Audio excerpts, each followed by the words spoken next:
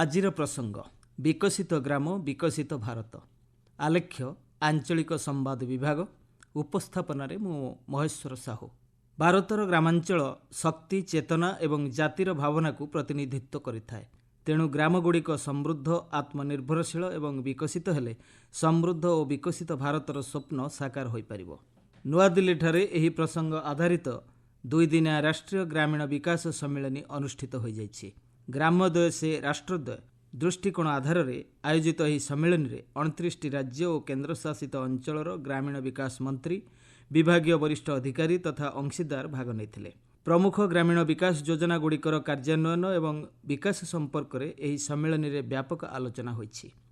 ଭବିଷ୍ୟତ ଗ୍ରାମୀଣ ବିକାଶ ନେଇ ଏକ ରୂପରେଖ ପ୍ରସ୍ତୁତ କରିବାରେ ଏହି ସମ୍ମିଳନୀ ଏକ ଜାତୀୟ ମଞ୍ଚ ପ୍ରଦାନ କରିଥିଲା। ଦେଶବ୍ୟାପୀ ଗ୍ରାମୀଣ ସମ୍ପ୍ରଦାୟର ସଫଳତା ପାଇଁ ବିକାଶର ଗତିକୁ ତ୍ୱରାନ୍ୱିତ କରିବା, ଶାସନର ସ୍ୱଚ୍ଛତାରେ ଉନ୍ନତି ଆଣିବା ଏବଂ କେନ୍ଦ୍ର ଓ ରାଜ୍ୟ ମଧ୍ୟରେ ସହଭାଗିତାକୁ ସୁଦୃଢ଼ କରିବା ପାଇଁ ସମ୍ମିଳନୀରେ ବିଶେଷ ଧ୍ୟାନ ଦିଆଯାଇଥିଲା। ଗ୍ରାମଗୁଡ଼ିକୁ ଆର୍ଥିକ ଭାବରେ ସ୍ୱାବଲମ୍ବୀ ଏବଂ ନିଯୁକ୍ତି କ୍ଷେତ୍ରରେ ସଶକ୍ତ କରିବା ଉପରେ ଗୁରୁତ୍ୱ ଦିଆଯାଇଛି। ଏଥିପାଇଁ ଭିତ୍ତିଭୂମି ବିକାଶ ଏବଂ ଉନ୍ନତ ସାର୍ବଜନୀନ ସୁବିଧାର ଆବଶ୍ୟକତା ରହିଛି। ଗ୍ରାମୀଣ ବିକାଶ ଉପରେ ଦେଶର ସାମଗ୍ରିକ ପ୍ରଗତି ନିର୍ଭର କରିଥାଏ। ଗ୍ରାମାଞ୍ଚଳରେ ଗ୍ରହଣ କରାଯାଉଥିବା ନିବେଶମୂଳକ ପଦକ୍ଷେପ ଦେଶର ଦୀର୍ଘକାଳୀନ ଆର୍ଥିକ ଅଭିବୃଦ୍ଧି, ସାମାଜିକ ପ୍ରଗତି ଏବଂ ଜାତୀୟ ସମୃଦ୍ଧିକୁ ତ୍ୱରାନ୍ୱିତ କରିଥାଏ। ବିକଶିତ ଭାରତ VVGରାମଜୀ ଯୋଜନା ଜୁଲାଇ 1ରୁ ଦେଶବ୍ୟାପୀ କାର୍ଯ୍ୟକାରୀ ହେବାକୁ ଯାଉଛି। ପ୍ରଚଳିତ ମହାତ୍ମା ଗାନ୍ଧୀ ଜାତୀୟ ଗ୍ରାମୀଣ ନିଶ୍ଚିତ କର୍ମନିଯୁକ୍ତି ଯୋଜନା ପରିବର୍ତ୍ତେ ଏହି ନୂତନ ବ୍ୟବସ୍ଥା କାର୍ଯ୍ୟକାରୀ ହେବାକୁ ଯାଉଛି। ଏଥିପାଇଁ କେନ୍ଦ୍ର ସରକାର 95,682 କୋଟି ଟଙ୍କାର ଏକ ମଧ୍ୟବର୍ତ୍ତୀକାଳୀନ ବଜେଟ୍କୁ ଅନୁମୋଦନ ପ୍ରଦାନ କରିଛନ୍ତି। ଏହି ନୂତନ ଯୋଜନା ତଥା ଆଇନ କାର୍ଯ୍ୟକାରୀ କରିବା ଲକ୍ଷ୍ୟ ନେଇ ସମସ୍ତ ପ୍ରକାର ପ୍ରକ୍ରିୟାଗତ ଔପଚାରିକତାକୁ ସମ୍ପନ୍ନ କରିବାକୁ ଅନୁରୋଧ କରାଯାଇଛି। ଏହି ଆଇନ ସମୟୋଚିତ ଅନୁପାଳନ ଏବଂ ସୁଗମ କାର୍ଯ୍ୟାନ୍ୱୟନକୁ ସହଜ କରିପାରିବ। ଦେଶବ୍ୟାପୀ ଗ୍ରାମୀଣ ପରିବାରଗୁଡ଼ିକ ବିନା ପ୍ରତିବନ୍ଧକରେ ଏହି ଯୋଜନାର ସୁଫଳ ପାଇପାରିବେ। ସମ୍ମିଳନୀ ଅବସରରେ ଲଖପତି ଦିଦି ଡ୍ୟାସବୋର୍ଡ ବ୍ୟବସ୍ଥାର ଶୁଭାରମ୍ଭ କରାଯାଇଛି। ଏଥିସହ ସ୍ୱୟଂ ସହାୟକ ଗୋଷ୍ଠୀ ସହ ଜଡ଼ିତ ମହିଳାଙ୍କ ପାଇଁ ଏକ ଡିଜିଟାଲ ପ୍ଲାଟଫର୍ମ ସି-ଲିପ୍ସର ଉଦ୍ଘାଟନ କରାଯାଇଛି। ପ୍ରଧାନମନ୍ତ୍ରୀ ନରେନ୍ଦ୍ର ମୋଦିଙ୍କ ଦୃଷ୍ଟିକୋଣ ଆଧାରରେ ଲକ୍ଷପତି ଦିଦିଙ୍କ ସଂଖ୍ୟା 3 କୋଟିରୁ 6 କୋଟିକୁ ବୃଦ୍ଧି କରିବାକୁ ଲକ୍ଷ୍ୟ ରଖାଯାଇଛି।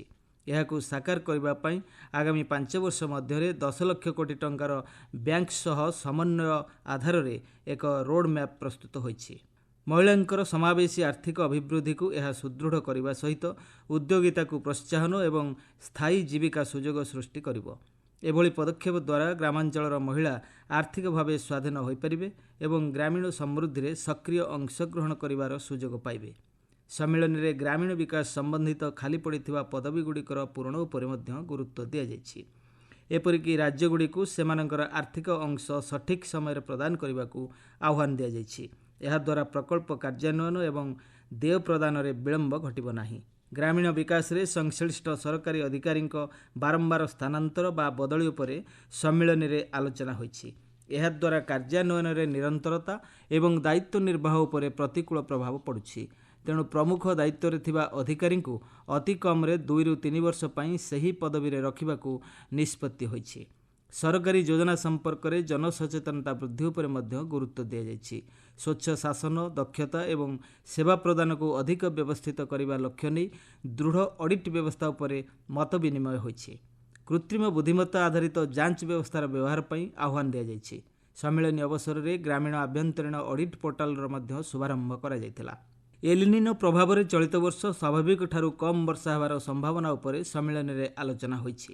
ଏଥିପାଇଁ ଭବିଷ୍ୟତରେ ସୃଷ୍ଟି ହେବାକୁ ଥିବା ଆହ୍ୱାନମୂଳକ ପରିସ୍ଥିତିର ମୁକାବିଲା ଲକ୍ଷ୍ୟରେ ଆଗୁଆ ପ୍ରସ୍ତୁତିକୁ ଗୁରୁତ୍ୱ ଦିଆଯାଇଛି। ଆବଶ୍ୟକ ସ୍ଥଳେ ଗ୍ରାମାଞ୍ଚଳରେ ଅତିରିକ୍ତ ନିଯୁକ୍ତି ଏବଂ ଜଳ ସଂରକ୍ଷଣ ଭିତ୍ତିଭୂମିକୁ ସଶକ୍ତ କରିବାକୁ ପରାମର୍ଶ ଦିଆଯାଇଛି। ସମୟ ଉପଯୋଗୀ ଏବଂ ସକ୍ରିୟ ଯୋଜନା ଗ୍ରାମାଞ୍ଚଳ ଲୋକଙ୍କ ଜୀବିକା ଏବଂ କୃଷି କାର୍ଯ୍ୟକଳାପକୁ ସୁରକ୍ଷା ପ୍ରଦାନ କରିପାରିବ।